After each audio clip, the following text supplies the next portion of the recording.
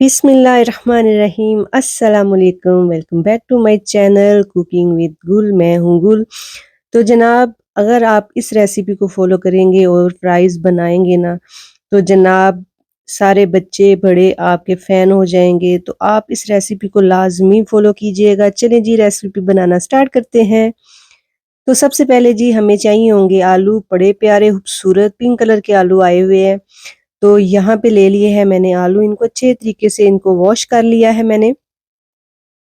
और बस हल्का सा लाइट सा इनका जो छिलका है ऊपर से वो पील कर लेंगे झटपट से। ये देखिए जी जनाब, चुटकी बजाते ही।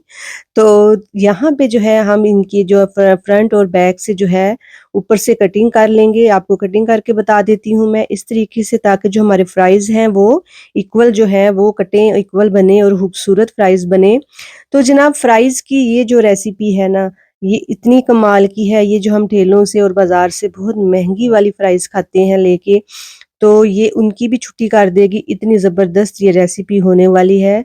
तो रेसिपी के साथ जुड़े रहें और पूरी वीडियो लाज़मी देखिएगा। तो यहाँ पे हम जो है 1 इंच के हिसाब से जो है वो अपने फ्राइज़ कट कर लेंगे प्यारे से। और जनाब ठंड है, बारिश हो रही है, तो मैंने सोचा आपके साथ ज़बरदस्त सी जो स्नैक्स की रेसिपी है वो शेयर कर दी जाए, और चाय के साथ ज़बरदस्त सी क्रिस्पी और जी स्पाइसी फ्राइज़ जो हैं, अगर वो बना लिए जाएँ तो क्या ही बात है। तो मैं तो बना रही थी, तो सोचा मैंने आपके साथ भी शेयर करूँ और आपको आइडिया दे दूँ कि आप इस तरीके से भी जो है वो फ्राइज़ को बना सकते हैं और एन्जॉय कर सकते हैं। तो यहाँ पे हमारी सारी फ्राइज़ जो हैं वो कट हो चुकी हैं।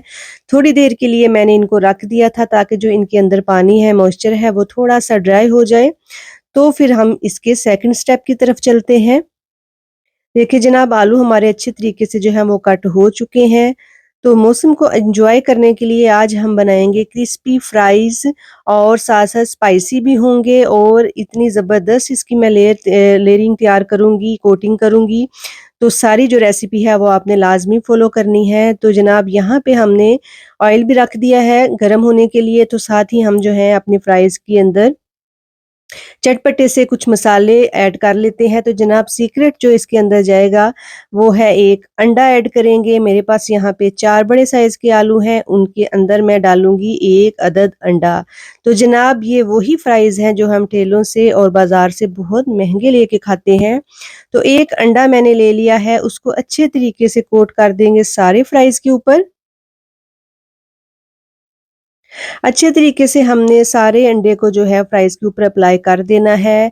और जनाब आप इसका कमाल देखिएगा और इसका टेस्ट देखिएगा कि जो रेगुलर हम फ्राइज़ बनाते हैं उससे कितना ही डिफरेंट ये टेस्ट जो है इन फ्राइज़ का बनेगा। तो चलें जी, साथ ही हम इसके अंदर थोड़े स्पाइसेस जो हैं वो ऐड कर लेते हैं।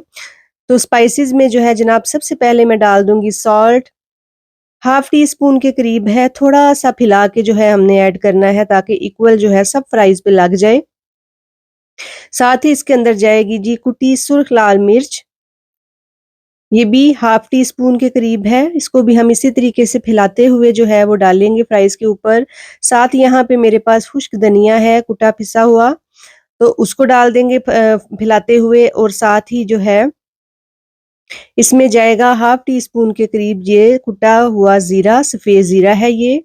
बहुत मज़ेदार जो है वो इसका टेस्ट आता है सफ़ेद ज़ीरे का। तो साथ इसमें डाल देंगे, इसको चटपटा मज़ीद करने के लिए मैंने डाल दिया है इसमें हाफ टी स्पून के करीब चाट मसाला। और साथ ही जो है इसके ऊपर जो है मैंने 2 टेबल स्पून जो मैदा है वो डाल के, तो वो जो है स्ट्रेनर की मदद से अप्लाई करूँगी। ये देख लीजिए आप, ये इस तरीके से अगर आप अप्लाई करेंगे तो अगर ये बहुत अच्छा अप्लाई होगा मैदा। एक तो ये सारी फ्राइज़ के ऊपर कोटिंग बहुत इक्वल जो है वो लगेगी। अगर हम एक ही जगह डाल देंगे तो वो सारे फ्राइज़ पे जो है वो कोटिंग अच्छे तरीके से अप्लाई नहीं होगी।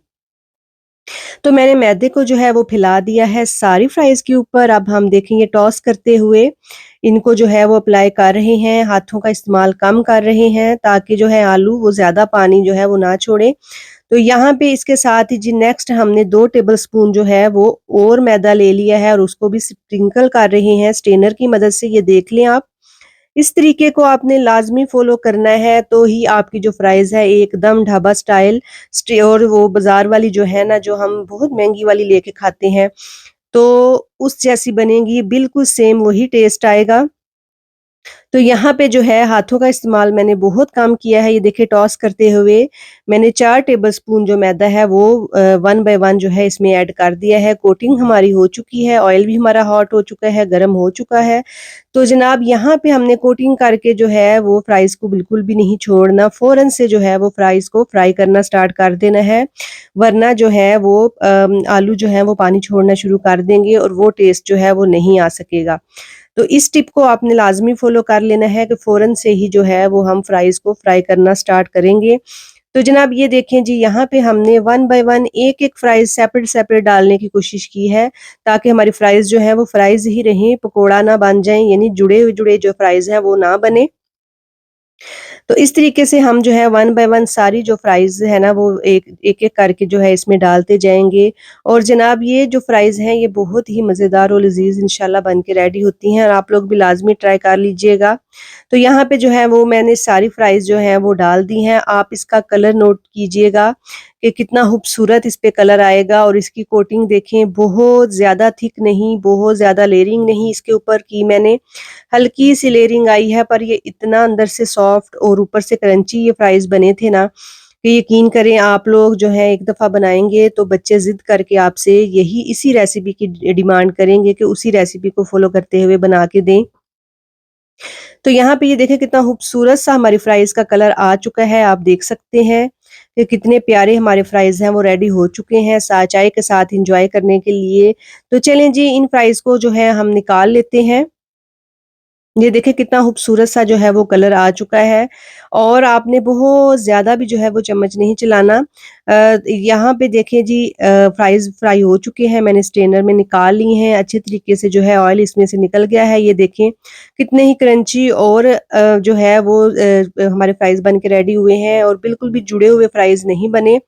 तो हमने नेक्स्ट बैच भी जो है वो डाल दिया था, उसको भी फ्राई कर लिया है प्यारे से कलर में।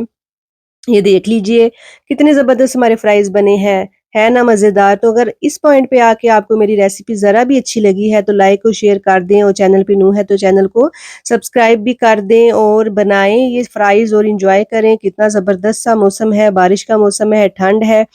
तो चलें जी दुआओं में याद रखें, अपना बहुत सारा ख़याल रखें और रेसिपी को लाज़मी फ़ॉलो कर लीजिएगा और फीडबैक लाज़मी दीजिएगा, कमेंट बॉक्स में लाज़मी बता दीजिएगा कि कैसी लगी। दुआओं में याद रखें। ओके जी, अल्लाह हाफ़िज़।